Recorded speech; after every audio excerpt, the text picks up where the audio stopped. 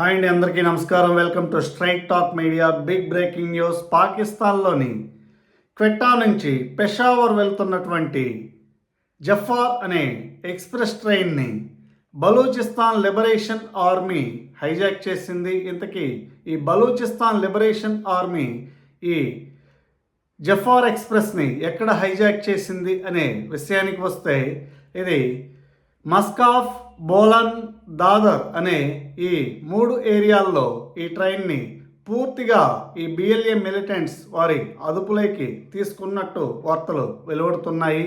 అసలు ఎందుకు ఈ బిఎల్ఏ గ్రూప్ ఈ ట్రైన్ని హైజాక్ చేయవలసి వచ్చింది అనే విషయానికి వస్తే, బలూచిస్తాన్ లిబరేషన్ ఆర్మీ ఎప్పటి నుంచో పాకిస్తాన్ నుంచి బలూచిస్తాన్ని సపరేట్ చేయాలని చెప్పేసి పోరాడుతూ వస్తూనే ఉంది. అయితే మనందరికీ తెలిసిందే, పాకిస్తాన్ ఐఎస్ఐ అంటే పాకిస్తాన్ గూఢచార సంస్థ ఐఎస్ఐ ఈ బలూచిస్తాన్ లిబరేషన్ ఆర్మీని ఎప్పటికప్పుడు అణచివేస్తూ వస్తుంది. అంతేకాకుండా ఈ బలూచిస్తాన్ అనేది చాలా తీవ్రమైనటువంటి దుర్భిక్షంలో ఉన్నటువంటి ఏరియా పాకిస్తాన్లోనే. ఇదొక సెపరేట్ రీజియన్ అని చెప్పుకోవాలి. కానీ వారు ఎప్పటి నుంచో పాకిస్తాన్ నుంచి సెపరేట్ అవ్వాలని చూస్తున్నారు. ఈ బలూచిస్తాన్ కూడా ఆఫ్ఘనిస్తాన్తో బార్డర్ షేర్ చేసుకుంటూ ఉంటుంది. అయితే ఈ ట్రైన్ అనేది బలూచిస్తాన్లోకి ఎంటర్ కాకుండా ఇది క్వెట్టా నుంచి సింధ్ రీజియన్కి వచ్చి సింధ్ రీజియన్ నుంచి పెషావర్కి వెళ్తూ ఉంటుంది. ఇది ఒక లాంగెస్ట్ ఎక్స్ప్రెస్ ట్రైన్ పాకిస్తాన్లో. ఇలాంటి ట్రైన్ని చాలా పకడ్బందీగా ప్లాన్ చేసి హైజాక్ చేశారు. ఇందులో దాదాపు 480 మంది పౌరులు ఉన్నట్టు వార్తలు వస్తున్నాయి. ఇందులో చాలామందిని కూడా బందీలుగా నిర్బంధించకుండా విడుదల చేశారు అన్న వార్తలు అయితే వెలువడుతున్నాయి. అయితే వీరిలో ఒక 180 మందిని మాత్రం మిలిటెంట్స్ బందీలుగా వారి నిర్బంధంలో ఉంచుకున్నారు అన్న వార్తలు అయితే వస్తున్నాయి. అసలు ఈ 180 మందిని కూడా ఎందుకు బందీలుగా ఉంచుకున్నారు అనే విషయానికి వస్తే, వీరిలో ఎక్కువ మంది సెక్యూరిటీ పర్సనల్స్, అదేవిధంగా గవర్నమెంట్ అఫీషియల్స్, అలాగే పాకిస్తాన్లోని వివిధ రాజకీయ పార్టీలకు చెందిన వారు ఈ 180 మందిలో ఉన్నట్టు కూడా గుర్తించారు. ఎందుకంటే వీరిని నిర్బంధించడం ద్వారా తమ డిమాండ్లు అనేవి నెరవేర్చుకోవాలని చెప్పేసి ఈ బిఎల్ఏ గ్రూప్ అనేది ప్రయత్నిస్తోందన్న వార్తలు అయితే వస్తున్నాయి. ఈ అంశాలన్నీ కూడా మనకి రీటర్స్ ఇంటర్నేషనల్ న్యూస్ కథనాల నుంచి వస్తున్నాయి.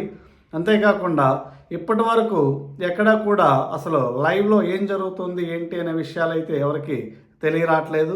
ఏదేమైనప్పటికీ కూడా అన్ని దేశాల్లో చిచ్చు పెడుతున్నటువంటి లైక్ ఇండియా, బంగ్లాదేశ్ లాంటి దేశాల్లో అస్థిరతని కొనసాగిస్తున్నటువంటి పాకిస్తాన్ తను చేసుకున్నటువంటి కర్మలకి ఇప్పుడు బాధ్యత వహిస్తుందని చెప్పుకోవాలి. పాకిస్తాన్ ఇప్పటికే తీవ్రమైనటువంటి కరువు కాటకాలతో దుర్భరమైనటువంటి పరిస్థితుల్లో ఉంది. అలాంటి పాకిస్తాన్లో ఇప్పుడు ఒకవైపు ఆఫ్ఘనిస్తాన్ నుంచి, మరోవైపు బలూచిస్తాన్ నుంచి తీవ్రమైనటువంటి ప్రతిఘటన అయితే వస్తూ ఉంది. ఎందుకంటే అక్కడి నుంచి చాలామంది మిలిటెంట్ గ్రూప్స్ పాకిస్తాన్లో ఎంటర్ అయి పాకిస్తాన్లో చాలా తీవ్రమైనటువంటి అస్థిరత అనేది కొనసాగించాలని కూడా చూస్తున్నారు. మరోవైపు ఈ పాకిస్తాన్లో ఉన్నటువంటి ప్రజెంట్ గవర్నమెంట్ అక్కడ ఉన్నటువంటి ఇమ్రాన్ ఖాన్ని వాళ్ళందరినీ కూడా జైల్లో పెట్టి అక్కడ ఒక పాశవికమైనటువంటి నిరంకుశమైనటువంటి పరిపాలన అయితే కొనసాగిస్తోంది. అయితే పాకిస్తాన్లో పౌరులు కూడా ఎప్పుడెప్పుడు ఈ దేశాన్ని వదిలి పారిపోవాలా, యూరప్కి అలా అని చెప్పేసి కూడా చాలా తీవ్రమైనటువంటి ప్రయత్నాలు చేస్తున్నారు.